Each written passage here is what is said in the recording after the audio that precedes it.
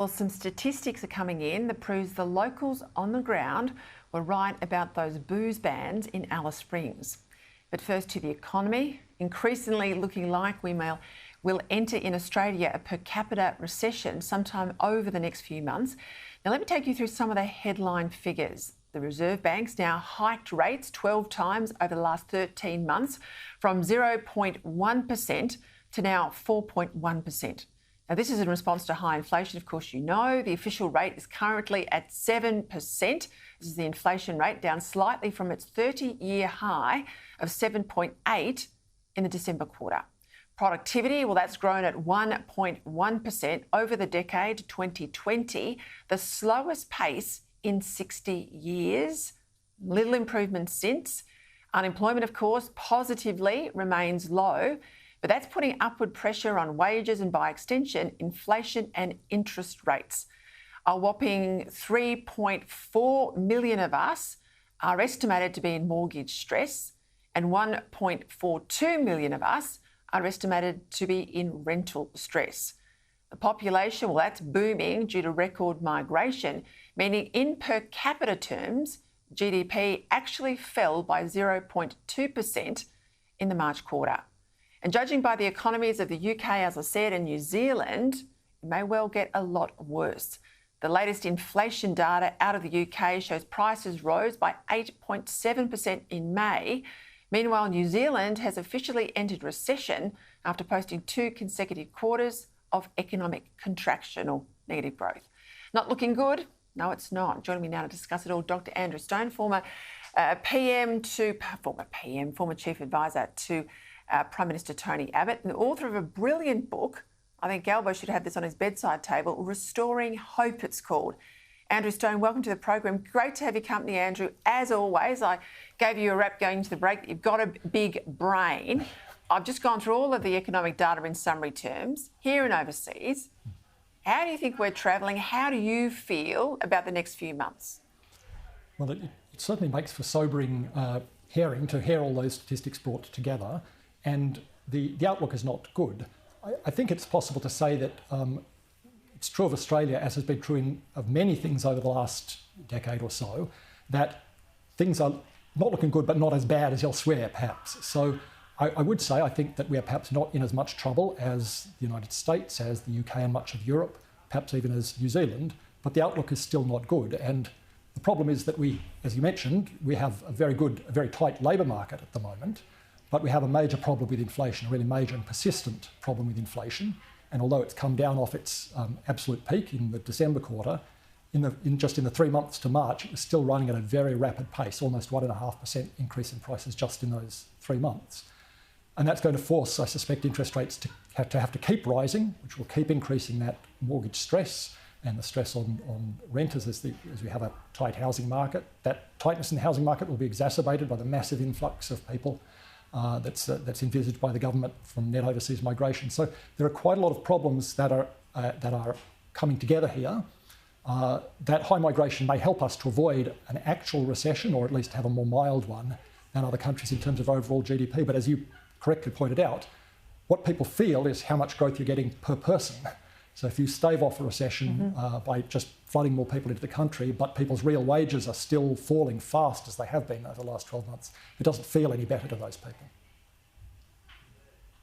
And given the housing crisis, why on earth would the government still persist in bringing 750,000 people into Australia between now and the middle of next year?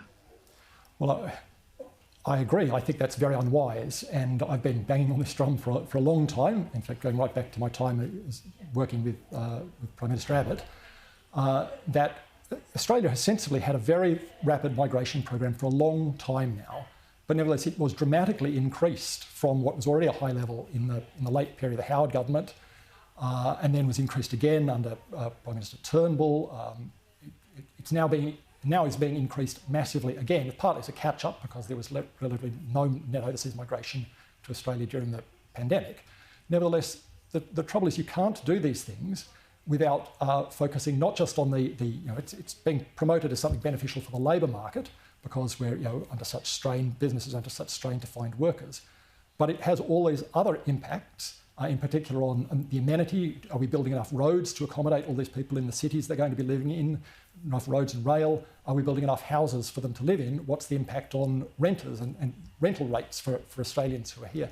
All of these are major problems you can't just solve by flooding more people into the country. So I think it's very short-sighted. Unfortunately, it's the sort of short-sighted attitude that lots of governments have been taking for a long while now in Australia. Right, talk to me about the RBA. I know you used to work at the RBA. There's a consideration in Canberra about whether or not Phil Lowe gets reappointed. His term ends in September. I suspect it's on the cabinet agenda already. They'll be making those decisions. Names thrown around if he's not reappointed. The current head of Treasury, Stephen Kennedy, the head of Finance, Jenny Wilkinson, the head of the ABS, David Gruen. These are all Canberra types, but also his deputy, Michelle Bullock. If they keep him, they're not going to be able to keep blaming him. If they put someone else in, of course, they own that appointment too, and they're stuck with those decisions, much harder also to blame. It's been a blame game up until now for Jim Chalmers. Nothing to do with me, he says. It's all the Reserve Bank. Do you think they'll get rid of him? And out of those list of names, do you think anyone's more favoured to get the job? It's hard to say who might be more favoured to get the job. Let me step back for a moment and say I do actually believe that it would be appropriate to have a change of Governor of the Reserve Bank because I believe that the Reserve Bank, under the current Governor and the previous Deputy Governor, Guy Debelle, made the biggest monetary policy mistakes that we've had in Australia since the late 1980s. So we were blessed to have two extremely good governors in Ian Macfarlane and Glenn Stevens. But under Phil Lowe, some significant mistakes were made back in 2017, back in the second half of 2019, even before the pandemic, and then most famously during the pandemic, these extremely rash promises that then had to be broken, that interest rates that the cash rate would be held at zero all the way through until 2024. So people are entitled to be unhappy with the performance of the Reserve Bank. That said, I think of all of those names, they're all actually very good economists. And actually, I think if any of those were selected, they would probably do a good job. I, in particular, think that Michelle Bullock has actually performed very well. She's the current Deputy Governor. I used to work with her a while, many years ago, back 15 years ago, more than 15 years ago, in the payments area of the Reserve Bank. And she's had a lot of wide experience in different parts of the bank. And I think has performed well as Deputy Governor. And I think there would be, she would be an outstanding candidate. But David Gruen and Jenny Wilkinson also have extensive experience working in the Reserve Bank.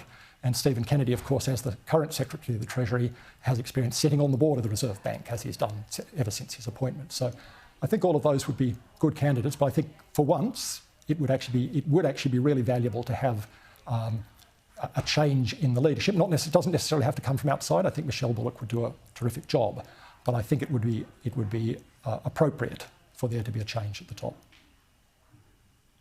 All right, we'll see what happens. I think it would be on the cabinet agenda. I think the decision will be imminent, given the time it takes to settle someone into these roles. So we'll see what happens.